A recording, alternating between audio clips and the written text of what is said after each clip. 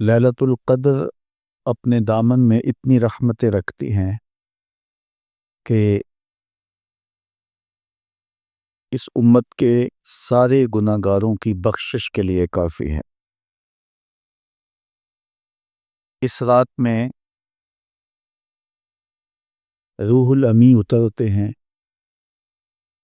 فرشتوں کے جلو میں، جھرمٹ میں، اور اہل ایمان جو قیام میں ہوتے ہیں، قعود میں ہوتے ہیں، ذکر الہی میں ہوتے ہیں، ان سے مصافحہ کرتے ہیں۔ یہ رات کون سی ہے؟ ترکی خیمے میں چٹائی ایک سمت کر کے سرینور حضور نے باہر نکالا اور فرمایا کہ لیلۃ القدر کو آخری عشرے میں تلاش کرو۔ ایک روایت کے لفظ یہ ہیں کہ آخری عشرے کی طاق راتوں میں تلاش کرو۔ وہ طاق رات کون سی ہے؟ اس کو مخفی رکھا گیا۔ حضرت ابی بن کعب رضی اللہ تعالی عنہ صحابی رسول ہیں، فرماتے ہیں میں قسم کھاتا ہوں کہ وہ رات 27ویں شب ہے۔ حضرت بایزید بستامی علیہ رحمہ فرماتے ہیں مجھے زندگی میں یہ رات 2 بار ملی ہے اور دونوں بار 27ویں شب ہی تھی۔ تو ہم اللہ کی بارگاہ میں امید کا دامن پھیلائے ہیں کہ یہی شب ہو اور اس کے دامن سے پھوٹتی ضیائیں ہمارے اندر کے اندھیروں کو ختم کرنے کا ذریعہ بنے۔ یہ راتیں آتی ہیں اور چلی جاتی ہیں، اور ایک وقت آئے گا کہ یہ راتیں آئیں گی اور ہم نہیں ہوں گے۔ کتنے لوگ ایسے ہیں جو پچھلے سال تھے لیکن آج نہیں ہیں، ان سے گزشتہ سالوں میں تھے آج نہیں ہیں۔ تو یہ جو میسر راتیں ہیں ان کے دامن سے پھوٹتی ضیائیں ہمیں اپنے اندر سمو لینی چاہیے کہ ہم دنیا پہ نہ بھی ہوں گے تو یہاں سے جو ہم نے نور لیا ہوگا وہ قبر میں بھی چراغاں کرے۔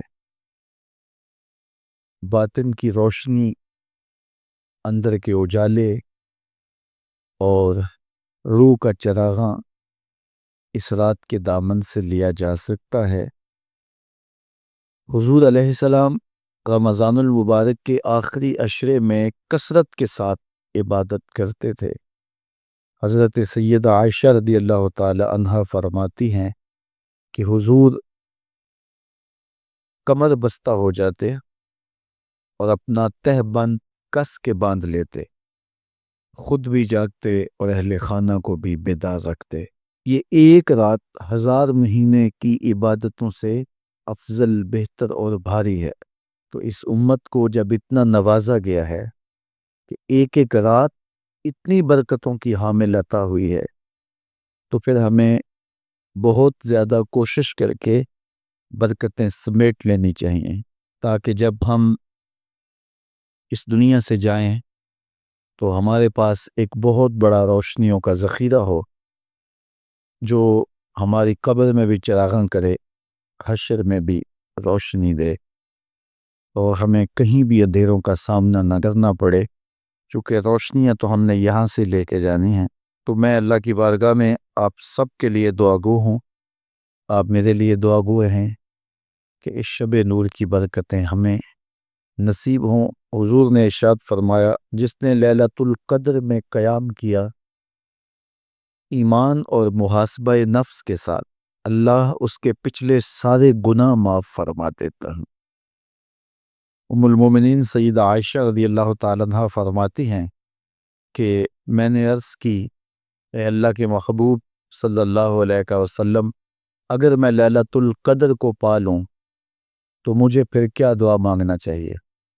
تو حضور نے ارشاد فرمایا اگر تم لیلۃ القدر پا لو تو یہ دعا مانگو، اللہم انک عفو تحب العفو فاعف عنی۔ اے اللہ تو معاف کرنے والا ہے، معاف کرنے کو پسند کرتا ہے، میرے معاملات سے درگزر فرما۔ تو اللہ تعالیٰ اس رات کی برکتوں سے ہمیں اپنی پناہ میں، امان میں، حفاظتوں کے حصار میں رکھے۔